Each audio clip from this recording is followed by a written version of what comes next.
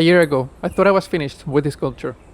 But over time, I started noticing things that didn't feel right. And every time I'd look at it, it would feel incomplete. So in this video, I'll be making a few changes. Removing some of the old foliage, creating new pieces, and finally adding moss to the bonsai pot. My first approach was to draw the sculpture to help me make a more informed decision about how the final piece should look. And this is what I came up with. The idea is to make the foliage feel more unified and less patchy than the original design. With a clear vision in mind, I can now start working the clay. I've already wedged it off camera to keep it consistent and free of air pockets, which are dangerous as they could burst during firing. Sculpting the foliage is a rather simple process, and it's mostly exploration. Shaping the clay and testing the fit until I'm happy with the result.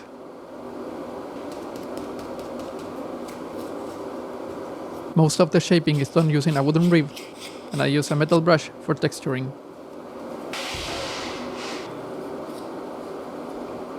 I design the foliage first and the branches afterwards, as in this case the priority is in the aesthetics and not the structure. Removing the old branches was a bit nerve-wracking, and I was prepared for some damage. But luckily, it only required a minor repair. What surprised me the most was how tough the joinery actually was. I removed the lower branch off camera and had to cut through and break some of the clay before the joint finally gave, which in a way is a good sign. I've also developed better methods for joining the foliage to the branches, which makes the final assembly much easier and hopefully creates sturdier joints. Here, I'm marking the holes for the wire inserts on the foliage pieces, so I can hold them in place while the epoxy cement sets. Without this step, there's really no good way to keep them steady, and every piece tends to drift, resulting in chaos.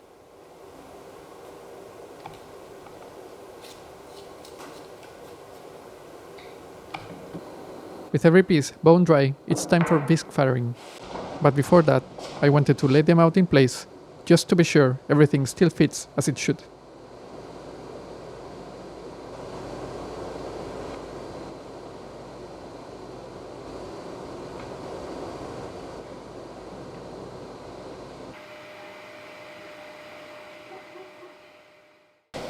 After a successful firing, it's time for glazing.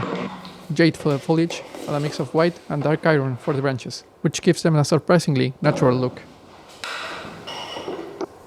If you're not familiar with the process, first the clay is shaped and then bisque fired at around 900 degrees Celsius. This initial firing alters the structure of the clay, making it more porous, similar to a brick, which allows it to absorb more glaze effectively.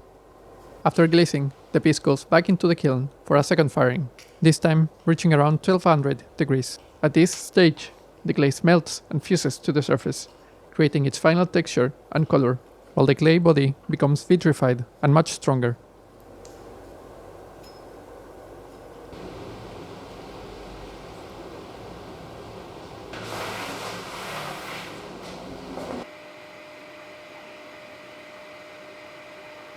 Out of the kiln, once more, it's time for assembly, which is done in two stages since the epoxy cement needs to set on the branches before the foliage can be mounted. This time around, mounting the foliage was much easier. Unlike last time, I now had these wires to hold everything in place while the epoxy was still soft.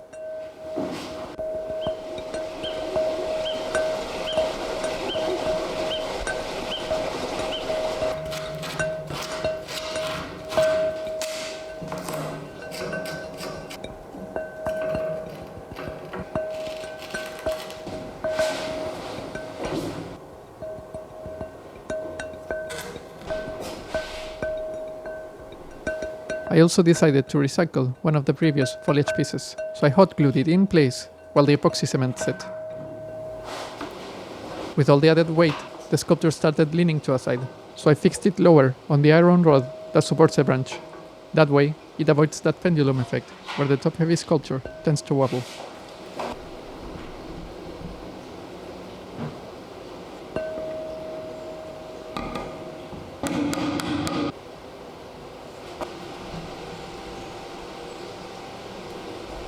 Only one thing is left to add: moss for the pot.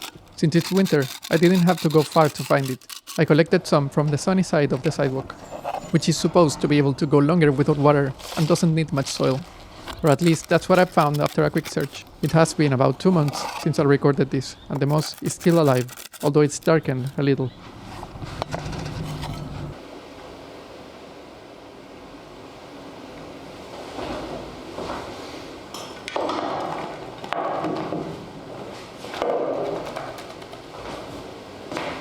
That wraps up this follow-up.